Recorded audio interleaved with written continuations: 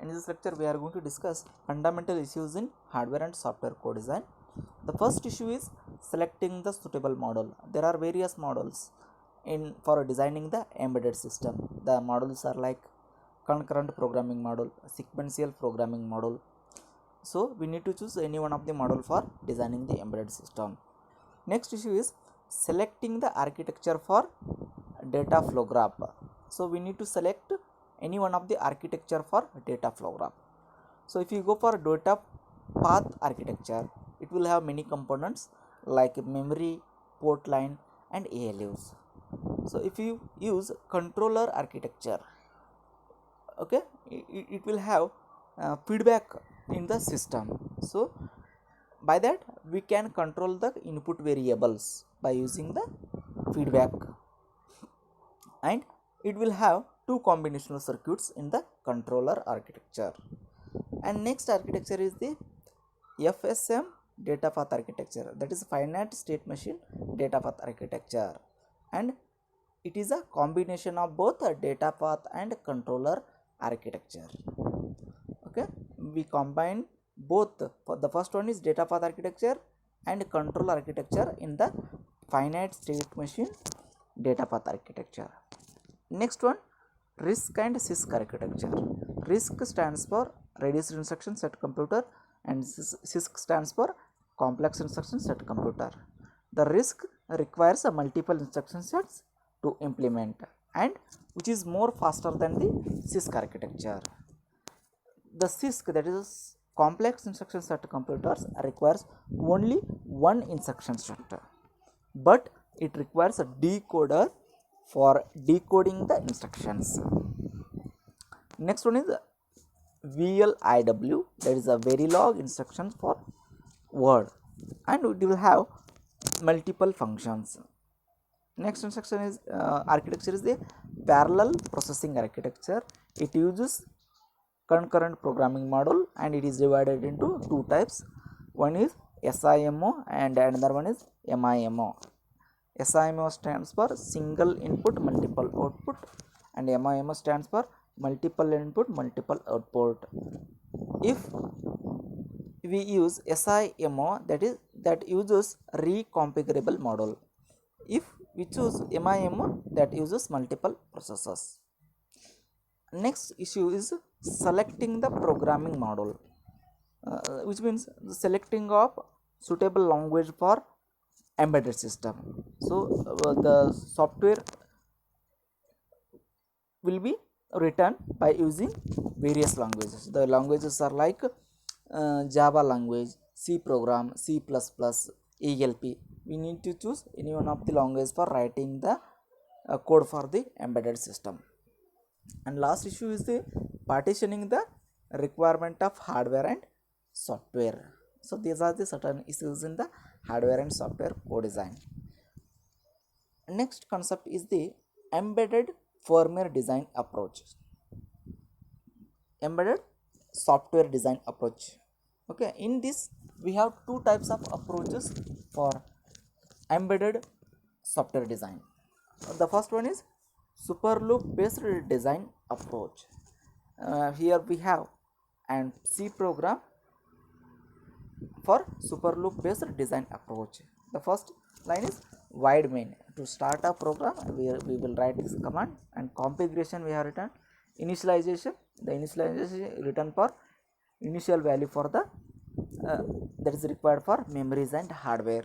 And while loop we have used here in bracket, we have used one, that means it is an infinite loop. And task, we have taken different tasks, and these tasks uses sequential programming model, and tasks are executed in sequential manner, which means one after other. And here tasks are, all the tasks are already predefined and they executes in sequential manner, which means one after other.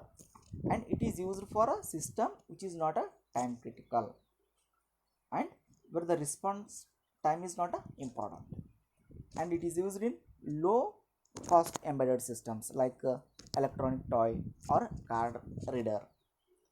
And there will be no operating system in the super loop based design approach. and because the tasks are not scheduled and priorities are already assigned in the super loop based design approach. And here we have one infinite loop. To break that loop, we need to choose either interrupt or hardware reset pin.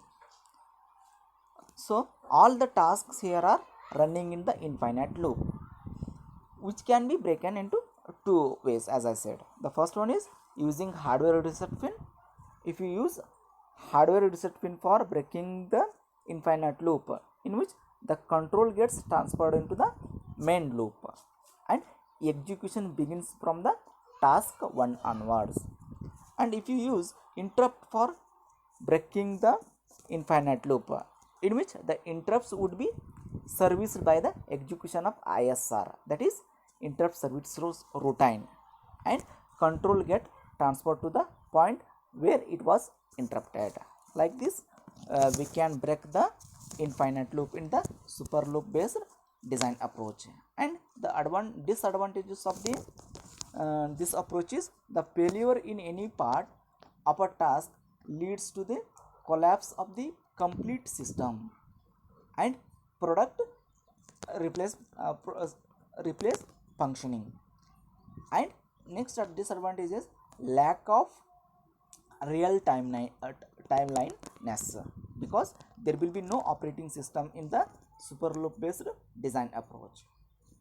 Next design approach is the embedded OS design approach. Embedded operating system design approach, it requires an operating system like Windows, Ubuntu, or any other operating system. The OS can be GP OS, that is a general purpose operating system, or RTOS, that is real time operating system, and it is used in the time critical system, so where the response is required in a timely manner, the output will be produced in a given time.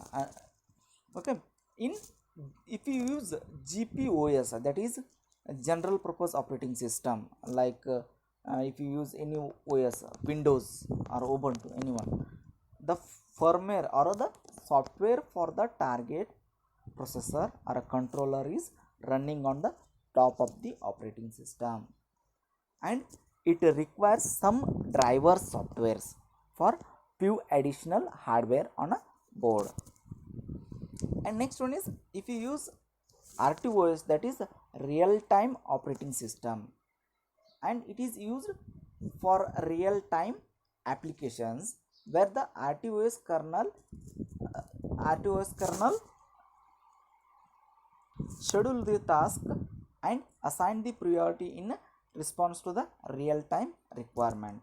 So this type of approach is used for real time timeliness. So if the